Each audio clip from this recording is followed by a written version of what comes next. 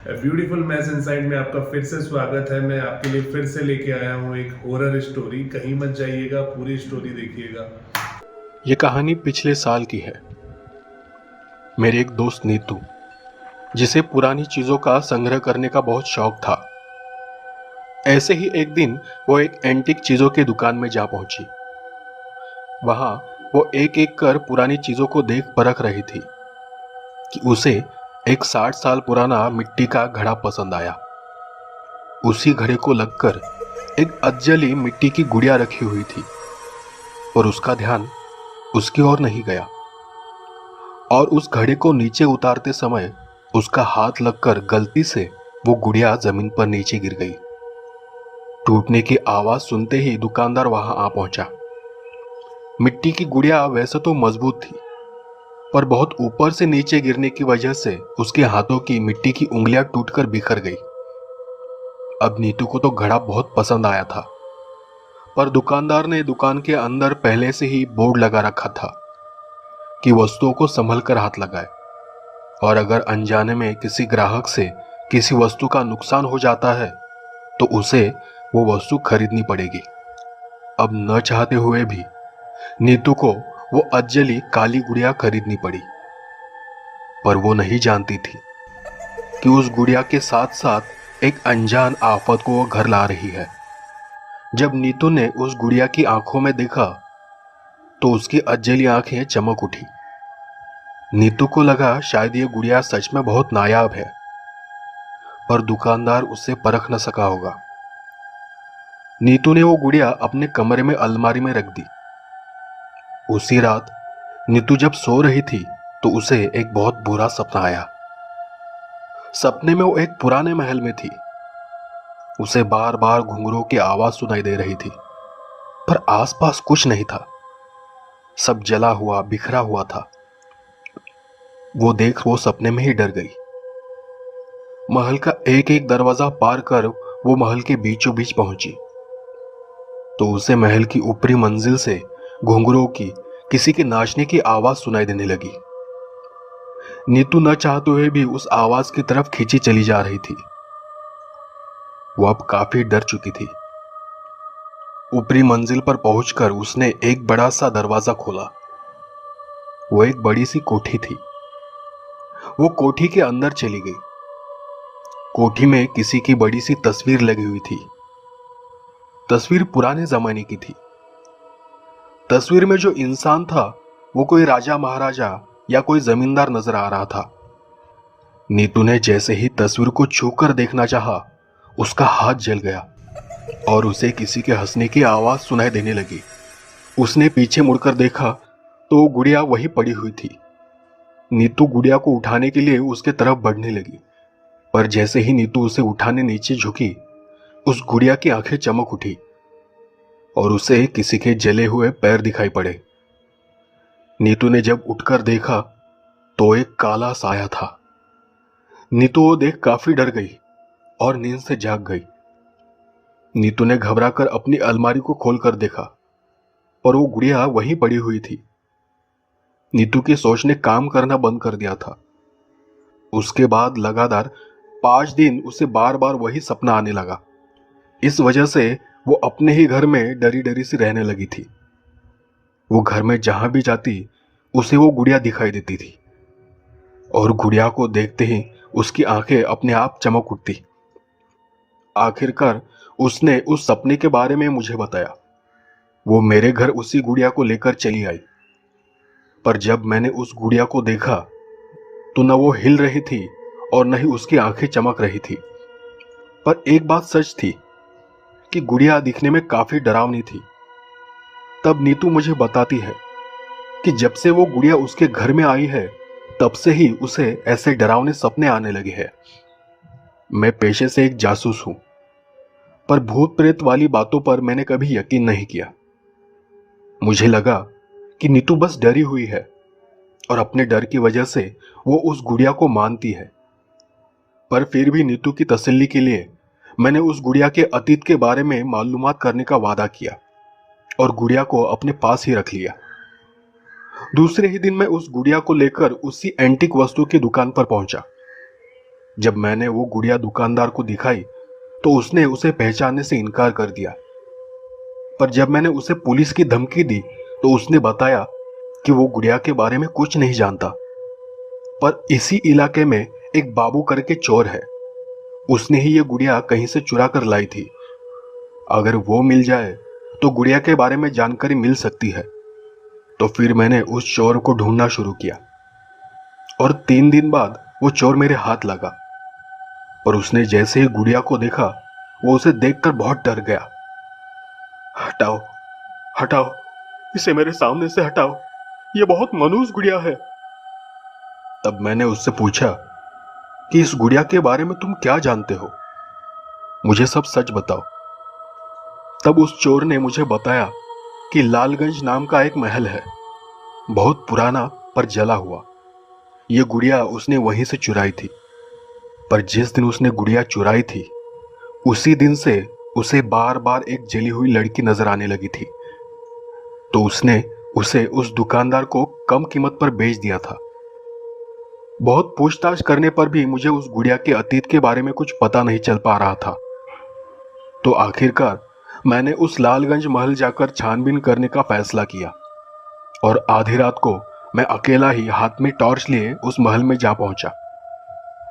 महल बाहर से दिखने में काफी डरावना था। देखने पर साफ साफ पता चल रहा था कि महल काफी दिनों से बंद पड़ा हुआ है। महल के दरवाजे पर एक बोर्ड लगा हुआ था कि महल के अंदर जाने की कोशिश न करें, अपनी मौत के जिम्मेदार आप खुद होंगे। पर वो बोर्ड पढ़कर मुझे अजीब सा एहसास होने लगा कि इस महल में जरूर कुछ गड़बड़ है। पर मेरा पेशा ही ऐसा था कि वो बोर्ड मुझे अंदर जाने से रोक नहीं पाया। मैं टॉर्च की रोशनी में महल के अंदर दाखिल हुआ। एक एक दरवाजा पार कर मैं महल के बीचों बीच पहुंच गया और तब जाकर मुझे महसूस हुआ कि नीतू ने सपने में जो महल देखा था और जैसा मुझे बताया था ये बिल्कुल वैसा ही महल था। और तब मेरा ध्यान अपने आप ऊपरी मंजिल की ओर गया। ऊपरी मंजिल का दरवाजा खोलकर मैंने देखा कि वो एक पुरानी कोठी थी। बड़े बड़े पर्दे जले हुए थे और सामने ही किसी की जली हुई तस्वीर थी। जैसा नीतू ने कहा था वो तस्वीर बिल्कुल वैसी ही थी, किसी इंसान की तस्वीर।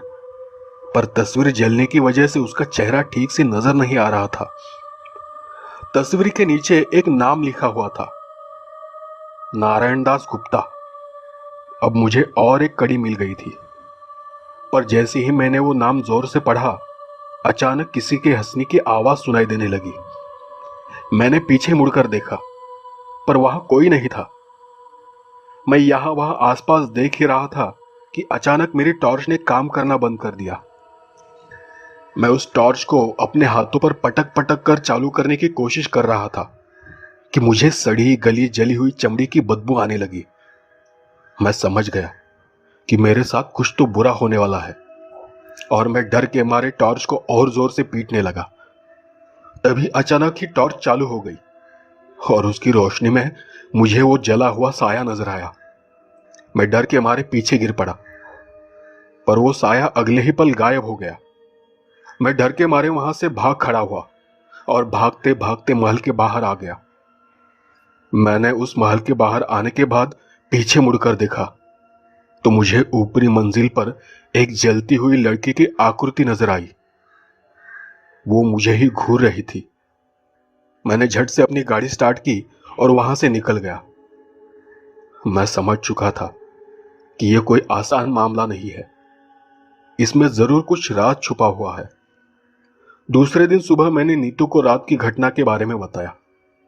मेरी बात सुनकर वो भी डर गई, पर तब मैंने उसे समझाया कि देखो, अगर उस गुड़िया को या फिर उस भूत को हमें मारना ही होता तो वो हमें कब का मार चुकी होती। मुझे लगता है कि वो हमें कुछ बताना चाहती है।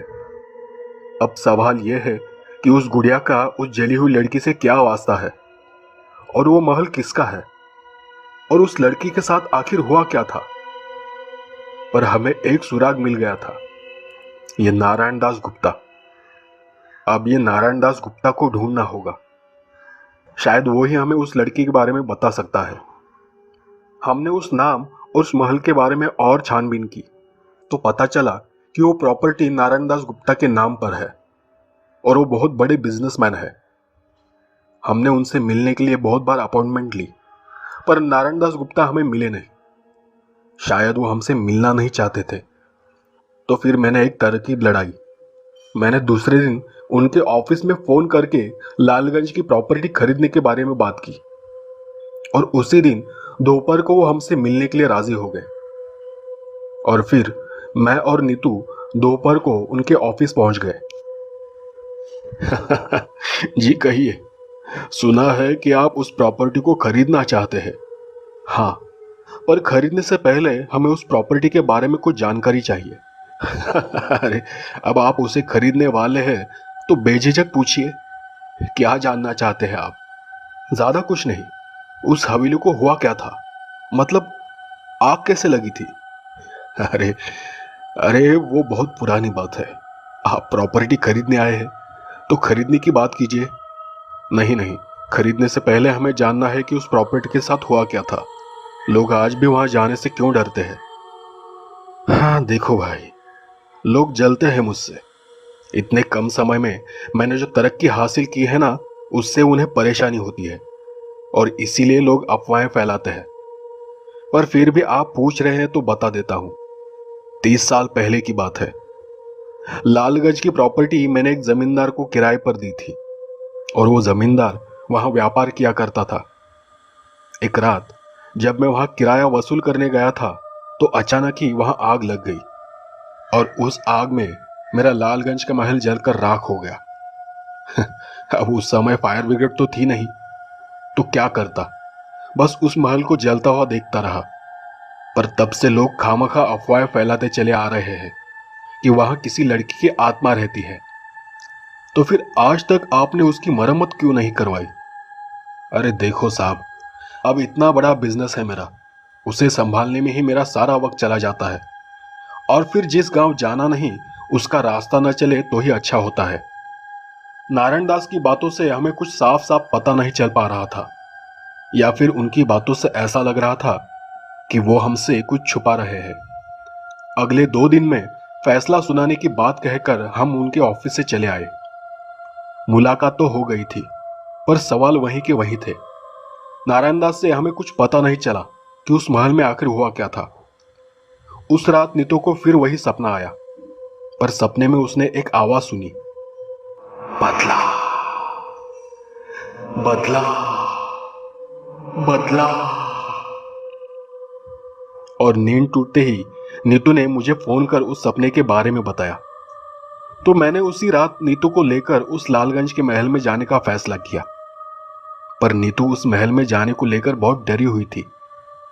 आखिरकार मैंने उसे बहुत समझाया कि अगर इन सपनों को रोकना है तो हमें उस गुड़िया का राज जानना ही होगा और यह भी जानना होगा कि आखिर वो हमसे क्या चाहती है, हमें क्या बताना चाहती है। और तब जाकर नीतू उस महल में जाने के लिए राजी हो गई। हम दोनों देर रात उस महल के पास पहुंचे, पर वहां सब सुनसान था। वहां जाते ही मेरी पहली नजर ऊपरी मंजिल की ओर गई, पर वहां कुछ भी नहीं था। हम उस गुड़िया को लेकर महल के अंदर दाखिल हुए। एक एक दरवाजा पार कर महल के बीचों बीच पहुंच गए। तब नीतू को भी महसूस हुआ कि वो महल भी बिल्कुल वैसा है जैसा उसने सपने में देखा था। इस बात से वो और भी डर गई। किसी तरह मैंने उसे ऊपरी मंजिल पर जाने को राजी कर लिया। हम धीरे धीरे कदमों के साथ उस जली हुई ऊपरी मंजिल के अंदर चले गए। सब बिल्कुल वैसा था जैसा नीतू ने सपने में देखा था। अब नीतू जाकर उस तस्वीर के सामने खड़ी हो गई और गौर से उस तस्वीर को देखने लगी। उसकी आंखें एकदम से लाल होने लगी और वो अपने आप ही उस कोठी में यहां वहां घूमने लगी, ऐसे जैसे उसे अब साफ साफ नजर आ रहा था कि 30 साल पहले वहां क्या हुआ था। अब नीतू में कहीं भी डर नजर नहीं आ रहा था। वो वहां पड़ी सब चीजों को ऐसे छू रही थी जैसे वो उन्हें पहचानती हो। और आखिर वो एक अलमारी के पास पहुंची।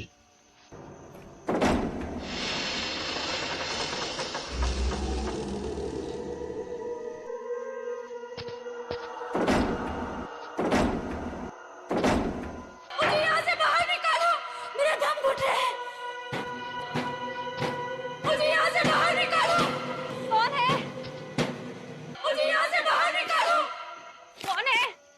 और उस अलमारी को देख वो जोर जोर से रोने लगी। नीतू, नीतू, नीतू क्या हुआ? नीतू क्या हुआ? तुम क्यों रो रही हो?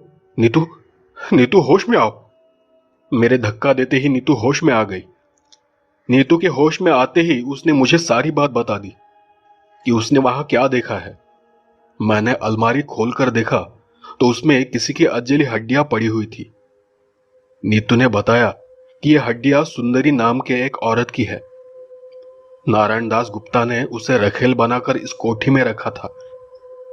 सुंदरी को लगता था कि नारायण दास उससे शादी करेगा, पर एक दिन जब सुंदरी ने उससे शादी करने को कहा तो नारायण दास ने इनकार कर दिया। जबकि नारायण दास उस हवेली में लड़कियों का व्यापार करता था। वो सुंदर सुंदर लड़कियों को वहां लाकर बड़े अमीर लोगों को बेच देता था। पर सुंदरी ने जब उसका ये राज खोलना चाहा तो उसने उसे इस अलमारी में बंद कर महल को आग लगा दी थी। और इस महल के साथ ही नारायण दास का वो राज भी खत्म हो गया था।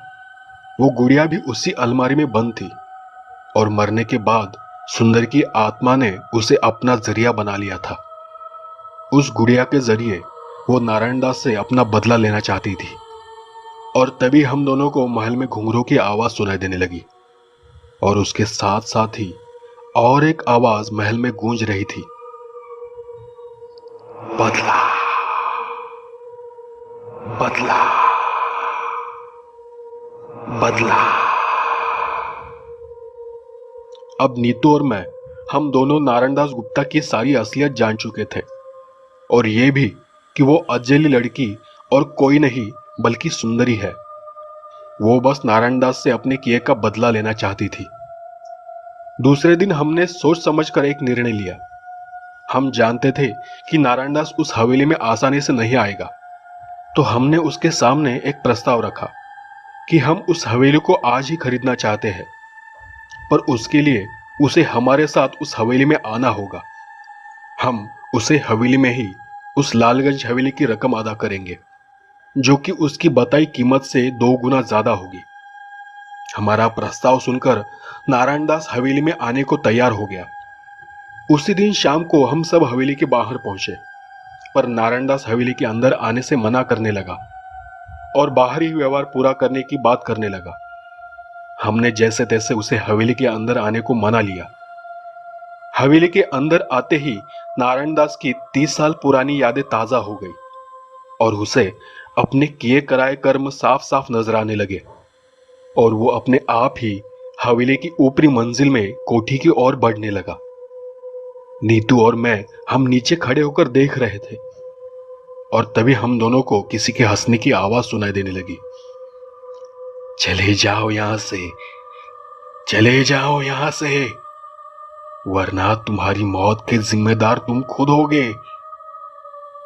वो आवाज सुनते ही नीतू और मैं महल के बाहर चले गए और जैसे ही हम महल के बाहर आ गए, महल का दरवाजा अपने आप अंदर से बंद हो गया। अब महल में सिर्फ सुंदरी का भूत और नारायण दास था। नीतू और मैंने उस गुड़िया को वहीं रखकर घर जाने का फैसला किया और हम गाड़ी में बैठ गए। तभी हमें महल के अंदर से चीख पुकार सुनाई देने लगी। इसमें कोई शक नहीं था कि ये चीख पुकार नारायण दास की थी और सुंदरी उसके साथ हुए हादसे का बदला ले रही थी। उस रात नीतू को कोई भी बुरा सपना नहीं आया और दूसरे दिन सुबह जब हमने अखबार देखा तो उसमें नारायण दास गुप्ता की मौत की खबर छपी हुई थी। नारायण दास गुप्ता, एक प्रसिद्ध बिजनेसमैन की अपनी ही लालगंज की हवेली में जलकर मौत हुई थी। उम्मीद करता हूँ कि स्टोरी आपको पसंद आई होगी। अगर आपको स्टोरी पसंद आई है तो please like, share and comment करें। अगली वीडियो में फिर मिलेंगे। Thank you.